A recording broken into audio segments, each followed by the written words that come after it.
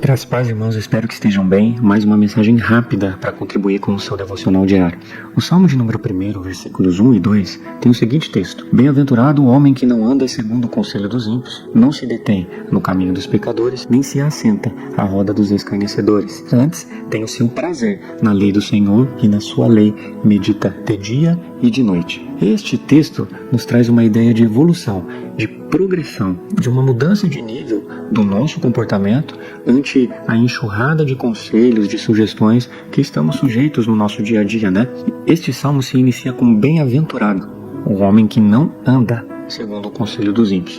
Isso nos permite inferir que estamos atentos a conselhos de vários lugares, e não só de fontes exclusivamente cristãs. E é bem verdade, sim, que uma pessoa que não seja cristã possa te dar bons conselhos, e eles vêm sobretudo dos mais velhos. Salomão mesmo disse em um de seus provérbios que o cabelo grisalho é uma coroa de esplendor e se obtém mediante uma vida justa. Para Salomão, as pessoas com cabelos brancos podem sim te dar bons conselhos pela vivência que têm. De fato, as pessoas mais velhas podem sim te dar bons conselhos, mas a ideia deste texto que lemos pode ser resumida basicamente em 3 pontos. O primeiro deles é que é um privilégio termos Deus e não os ímpios como fonte de conselhos para a nossa vida. Por isso da expressão bem-aventurado. O segundo ponto é mostrar que nas Escrituras Sagradas nós temos conselhos muito mais proveitosos do que em qualquer outra fonte que a gente buscar, seja ela um livro, um curso, um professor, uma religião, qualquer outra circunstância, que às vezes podem até fazer com que a gente incorra em erro de procedimento,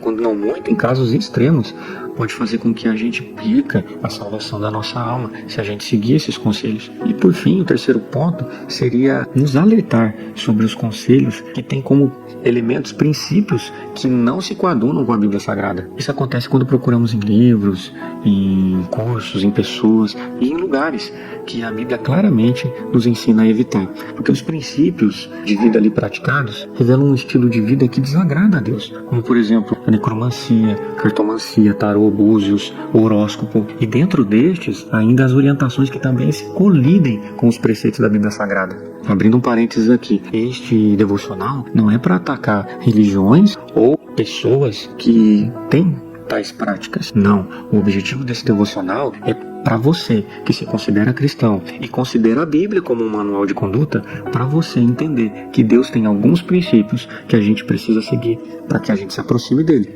e algumas coisas a gente precisa evitar para que Deus não se entristeça com o nosso comportamento. Agora, se você não considera a Bíblia como um manual de conduta, viva sua vida e faça pouco caso desse devocional.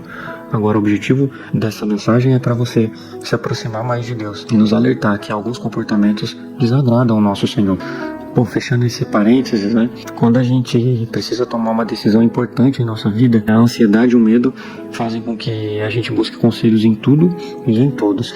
E no meio desse bombardeio de sugestões, de conselhos, há até alguns que se alinham sim com os princípios bíblicos. E é nessas condições que o diabo se aproveita de pequenas verdades para se estabelecer uma grande mentira. Lembre-se que Satanás utilizou as escrituras sagradas para tentar Jesus. Você quer um outro exemplo? Quando você resolve se relacionar, casar, constituir família, ao buscar conselhos por aí, você vai se deparar com sugestões do tipo: você tem que se valorizar e encontrar alguém que se valorize também, você tem que olhar mais para a sua necessidade e não ligar para o que os outros pensam de você, e para você ter certeza, você precisa experimentar várias. Note que essas sugestões nos confortam e até algumas verdades que encontramos em referências bíblicas. Veja, é bíblico que você precisa se valorizar. O Salmo de número 139, versículo 13 e 14, o livro de Daniel, no capítulo 10, versículo 19, 1 Pedro, capítulo 2, versículo 9 e 10, 1 João, capítulo 3, versículo 1, são exemplos incríveis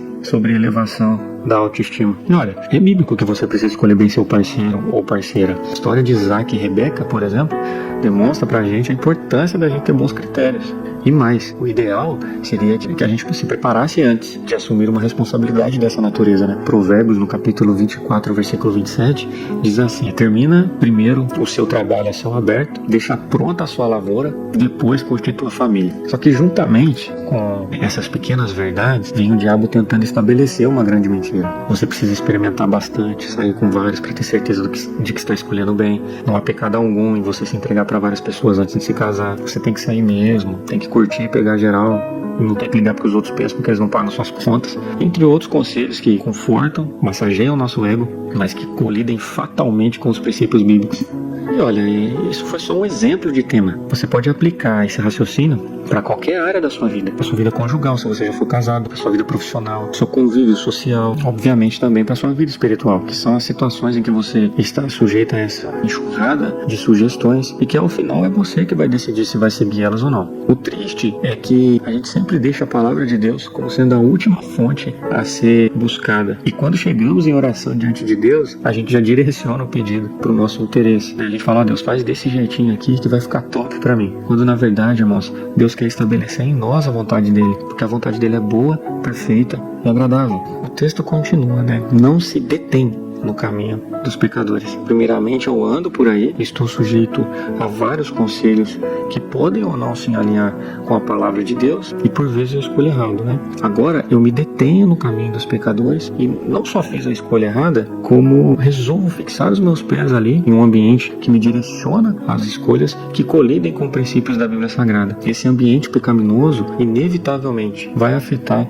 nas minhas tomadas de decisões. E por fim, o versículo 1 do Salmo 1 progride para nem se assenta na roda dos escarnecedores. Neste ponto, eu não me importo mais absolutamente em nada com o que Deus pensa a respeito da minha vida, das minhas atitudes, das minhas escolhas, das minhas decisões. Eu fiz a minha casa e me assentei ali, num ambiente que está totalmente envolvido pelo pecado, por conselhos e estilos de vida que desagradam a Deus, sob o ponto de vista da Bíblia Sagrada. Vocês notaram a progressão? Primeiro eu ando, depois eu paro, depois eu sento. Eu ando por aí ouvindo conselhos distorcidos, depois eu me detenho num caminho dos pecadores, permaneço por ali, envolvido por aquele ambiente, por fim eu me estabeleço de fato, me assento à roda dos escarnecedores e viramos zombadores daqueles que escolhem o plano de Deus para suas vidas, dizendo que seguir a Deus, a Bíblia, os ensinamentos que são emanados das Sagradas Escrituras, tudo aquilo ali não passa de uma grande tolice. Com essa mensagem, eu quero convidar você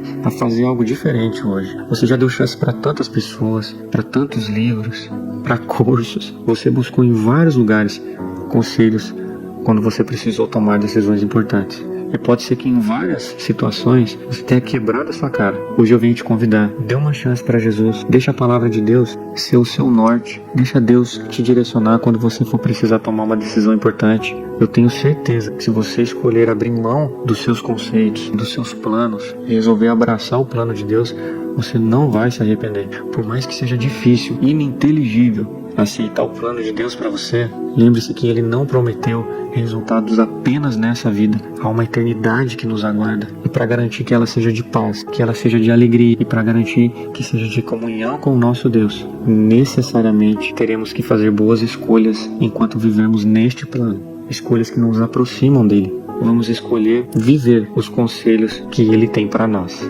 Pense nisso.